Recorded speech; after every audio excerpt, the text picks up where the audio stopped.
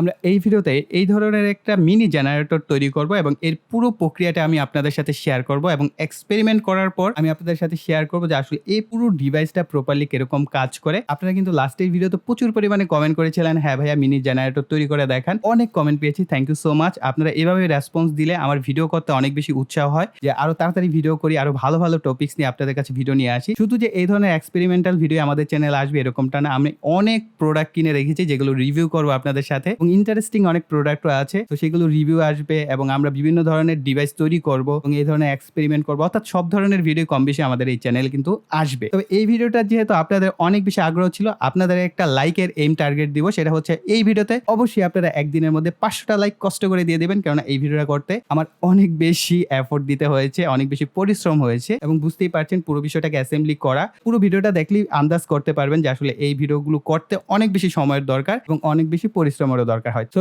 আপনারা প্রত্যেকে যদি লাইক দেন তাহলে দেখবেন 500টা লাইক অনায়াসে হয়ে যাবে। সো আর দেরি না করে চলুন আমাদের এই যে মিনি জেনারেটর তৈরির যে এক্সপেরিমেন্টাল ভিডিও সেটা শুরু করা যাক। আমরা লাস্ট ভিডিওতে এটা নিয়ে মোটামুটি বেশ কিছু এক্সপেরিমেন্ট করেছিলাম। সো আমরা এই ভিডিওতে হচ্ছে এটা দিয়ে জেনারেটর তৈরির একটা এক্সপেরিমেন্ট করব। সো আমি নিজেও জানি না এক্সপেরিমেন্ট কতটা সাকসেসফুল হবে। প্রথমে যখন এই মোটরটা নিয়ে ভাবছিলাম তখন একটা জিনিস খেয়াল করলাম যে এটা যেহেতু গিয়ার মোটর এবং বেশ প্রেসার দেওয়ার মাধ্যমে এটাকে ঘোরানো হয়, তো এত বেশি প্রেসার দেওয়ার মতো যদি আমরা গিয়ার মোটর ব্যবহার করি তাহলে কিন্তু সেই মোটরটার ইনপুট অবশ্যই 12 ভোল্টের হতে হবে এবং আমরা যদি 12 ভোল্ট সাপ্লাই দিই এবং এটা থেকে যে পরিমাণ আমরা আউটপুটটা পাবো, খুব বেশি আউটপুট তার পাচ্ছি না। দেখা গেছে যে আমরা ইনপুট যতটুকু পাচ্ছি আউটপুট ততটুকু ব্যয় হচ্ছে, তাহলে কিন্তু এটা আসলে জেনারেটর হচ্ছে না। তো আমাদের এরকম দরকার যে আমরা ছোট্ট একটা ব্যাটারি ব্যবহার করলাম এবং এটা দিয়ে হচ্ছে আমরা মোটামুটি দেখালো 20 মিনিট 25 মিনিট বা 30 মিনিট একটা আউটপুট পেলাম, তাহলে আমরা এটাকে একটা পারফেক্ট জেনারেটর বলতে পারি। সো এক্সপেরিমেন্ট করার পরে আমরা জানবো। এখন যেটা বিষয় সেটা হচ্ছে আমরা যদি গিয়ার মোটর ব্যবহার করি তাহলে আসলে প্রপার আউটপুটটা আমরা এটা থেকে পাচ্ছি না। যেহেতু একটু বেশি ঘোরালে বেশি ভোল্টেজ উৎপন্ন হয়, তার মানে আমাদের একটু বেশি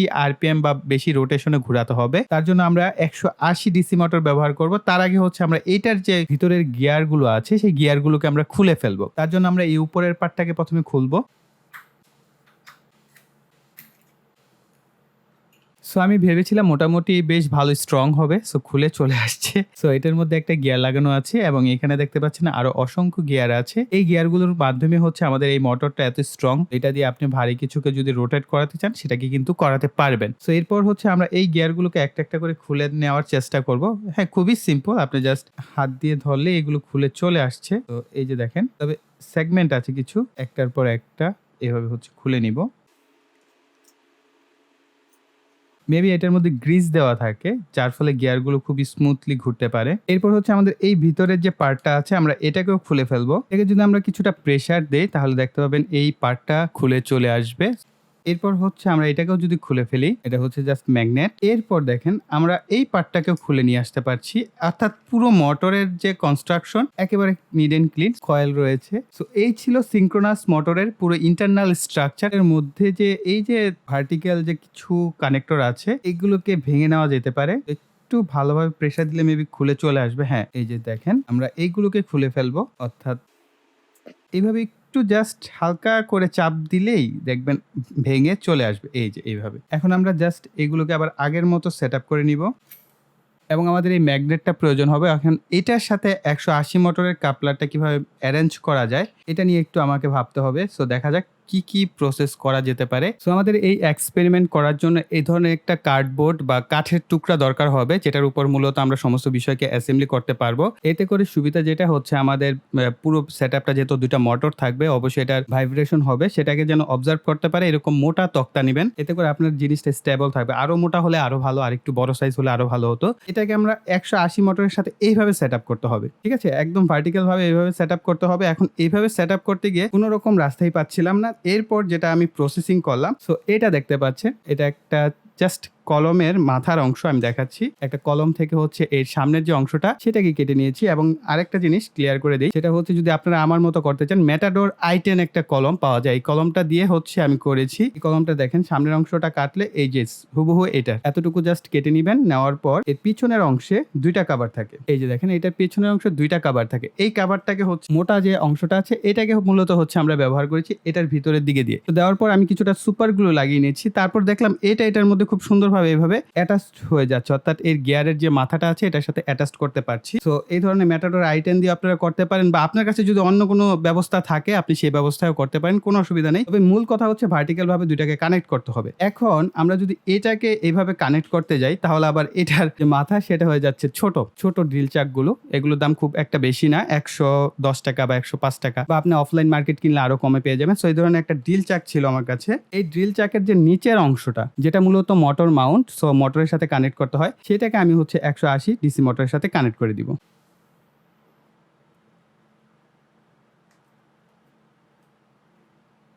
সো তারপরও যেটা হচ্ছে যে এটার মধ্যে এটা কিন্তু অনায়াসে ভিতরে যেতে পারবে। সো এরপর হচ্ছে সমাধান হিসেবে আমি বের করলাম যে আসলে এই ধরনের একটা রয়্যাল প্লাগ ব্যবহার করা যেতে পারে। সো এখন আমি জানি না এটা কাজ করবে কিনা। সো আমরা এটাকে কেটে হচ্ছে এই ড্রিল চাকটার মধ্যে সেটআপ করব। এনিহাউ সেটআপ করার পর এটাকে যদি আমরা এটার মধ্যে দিতে পারি তাহলে আমরা দেখা গেছে যে মোটামুটি ভালোভাবে এটা ঘুরবে। ওকে, দেখা যাক। সো আমি এটাকে কেটে এটার মধ্যে সেটআপ করছি।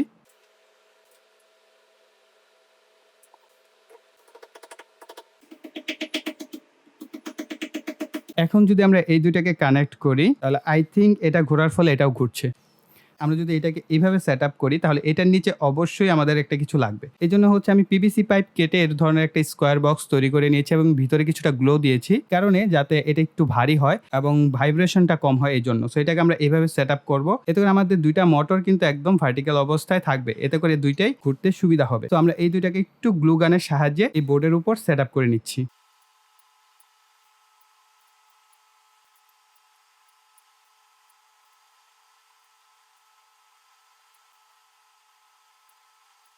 তো এখন হচ্ছে আমাদের এই ধরনের ২ টা ব্যাটারির একটা হোল্ডার প্রয়োজন হবে। এটা হচ্ছে 18650 এর জন্য ব্যাটারি হোল্ডার। এই ২ টা ব্যাটারি ব্যবহার করার ফলে আমরা আউটপুটে হচ্ছে 8 ভোল্ট পাবো। যেহেতু 180 মোটর হচ্ছে 8 ভোল্টে প্রপার আরপিএম এ রান হয়। এই কারণে আমরা হচ্ছে প্রপার আরপিএম এ রান করার জন্য 8 ভোল্ট সাপ্লাই দিব। এই কারণে ২ টা ব্যাটারির একটা হোল্ডার ব্যবহার করব। এই ব্যাটারির যে কালো যে প্রোবটা আছে এটা হচ্ছে আমরা কালো প্রান্তটাকে সোল্ডার করে নিব।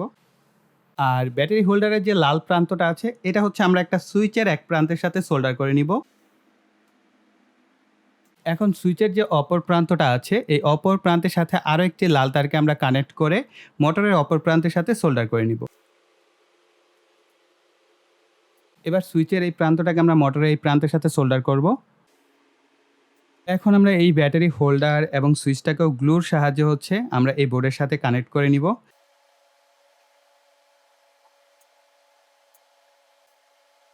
এই মোটরটার আউটপুট চেক করার জন্য ২ টা টার্মিনালের সাথে আউটপুটের ২ টা তারকে আমরা আগে চেক করে দেখব আমাদের আউটপুট ভোল্টেজটা কত পাচ্ছি, এবং আমাদের এই মিটারটাকে হচ্ছে আমরা এসি ভোল্টেজে সেটআপ করব। অবশ্যই খেয়াল রাখবেন এসি ভোল্টেজ যেটা কিনা আপনার ৬০০ ভোল্ট আছে এই ৬০০ ভোল্টের এখানে সেটআপ করবেন। ২০০ ভোল্টের এখানে থাকলে কিন্তু আপনার অ্যাকুরেট মানটা পাবেন না। ৬০০ ভোল্টে সেটআপ করার পর আমরা এখান থেকে যদি সুইচটাকে দেই তাহলে আপনারা দেখতে পাচ্ছেন ৩৯২ বা ৩৯১, ৯০ এরকম ভেরি করছে। আমি এইখানে যে ২ টা ব্যাটারি ব্যবহার করেছি ব্যাটারি ২ টাকে একটু চেঞ্জ করে নিব। ব্যাটারিগুলো চেঞ্জ করার কারণ হচ্ছে আমার আগের যে ব্যাটারিগুলো সেগুলো মোটামুটি আমি ইউজড করেছিলাম বিভিন্ন কাজে। এই কারণে আমি হচ্ছে চার্জ দেওয়া ২ টা ব্যাটারি ব্যবহার করলাম এখন, বা একই থাকে কিনা।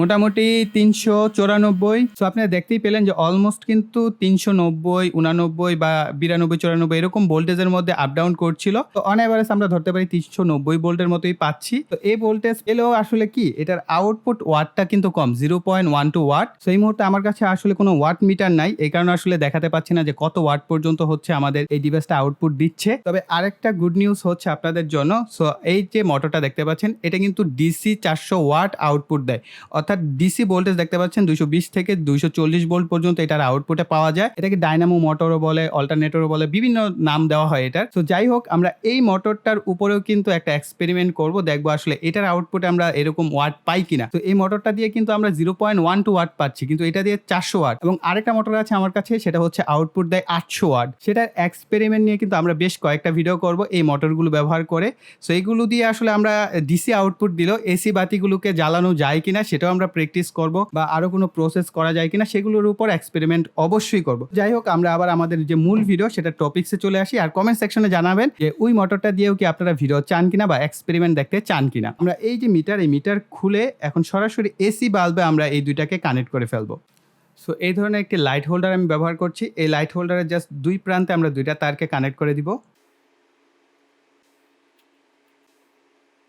বরাবরের মতোই বেশ কয়েকটা লাইট আমরা এখানে নিচ্ছি টেস্ট করার জন্য। তো এখন হচ্ছে আমাদের টেস্ট করার পালা। সো একটা বিষয় মনে রাখবেন, আমাদের এই চ্যানেলে যত কিছুর এক্সপেরিমেন্টই করা হোক না কেন, যা আমরা পূর্বে করেছি বা ভবিষ্যতে করব, সমস্ত এক্সপেরিমেন্ট অনেক ক্ষেত্রে ফেল হতে পারে। আমরা আপনাদের সাথে ফেলটাই শেয়ার করব। কেননা আপনারা দেখা গেছে আমার মতো এই এক্সপেরিমেন্ট করতে গিয়ে আপনার অনেকগুলো টাকা নষ্ট হবে, সেটার কোনো আশঙ্কাই নেই। যেটা হবে সেটাই আমি আপনাদের সাথে শেয়ার করব। ওকে, সো এট ফার্স্ট আমরা এই বাতিটা দিয়ে দেখি, যেহেতু এই বাতিগুলো খুব কম ওয়াটের হয়ে থাকে, সো এটাকে সে প্রপার জ্বালাতে পারে কিনা। যে জেনারেটর সেটাকে অন করে দিচ্ছি।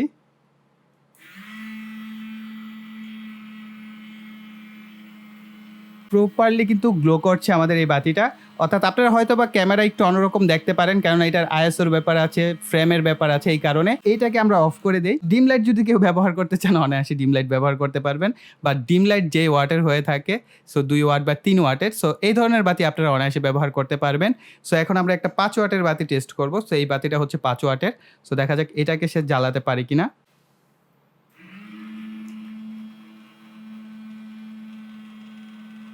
তো হাত দিয়ে ঘুরিয়ে যে আলোটা পাচ্ছিলাম সেটা থেকে অনেক বেটার আলো পাচ্ছি। তো এই 5 ওয়াটের বাতি আপনি যদি ব্যবহার করতে চান, এই 5 ওয়াটের বাতিতে কিন্তু আপনি ছোটখাটো একটা রুমের ইনস্ট্যান্ট আলোর ব্যবস্থা করতে পারেন এটা দিয়ে। তো খুব সুন্দরভাবে কিন্তু জ্বলছে। দেখা যাক, এটা হচ্ছে 7 ওয়াটের একটা বাতি। সো এটাকে জ্বালাতে পারি কিনা। সো এটাও জ্বলছে, কিন্তু খুব করুণভাবে জ্বলছে। অর্থাৎ এটা যে প্রপার যে গ্লো, সেই রকম গ্লো করছে না। এটা আসলে 7 ওয়াট অর্থাৎ 5 ওয়াট পর্যন্ত আপনারা চালাতে পারবেন। অনেকে বলছিলেন যে ভাই এটা দিয়ে ফ্যান চলবে কিনা বা লাল বাতি জ্বলবে কিনা। না ভাই, এটা দিয়ে আসলে 5 ওয়াটের বেশি কিছু আপনি চালাতে পারবেন না, বা এটা দিয়ে আপনি আপনার ফোনও চার্জ করতে পারবেন না।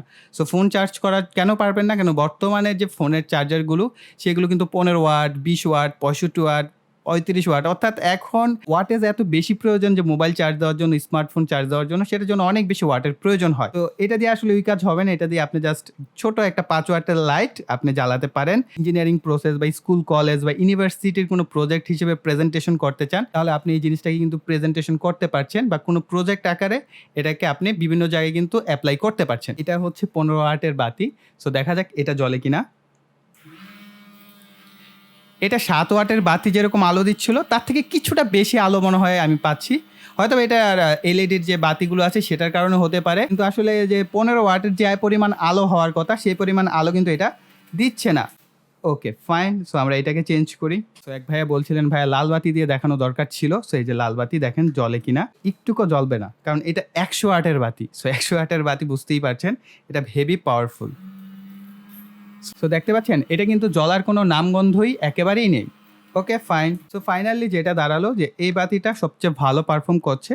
সো 5 ওয়াটের বাতি, আপনি এটা দিয়ে যদি এক্সপেরিমেন্ট করতে চান তো করতে পারেন। এই ধরনের 18650 3.7 ভোল্টের ব্যাটারি দিয়ে আপনি যদি একটা মোটরকে রান করছেন, এবং এই মোটরটা থেকে আপনি যে বিদ্যুৎটা পাচ্ছেন সেটা কিন্তু একটা এসি বাতিকে অন করতে পারছে। তো এটা একটা প্রপার জেনারেটরের যে লজিক, এই লজিক অনুযায়ী কাজ করছে। তো ওভারঅল এই কারণে আমরা এটাকে একটা মিনি জেনারেটরও বলতে পারি।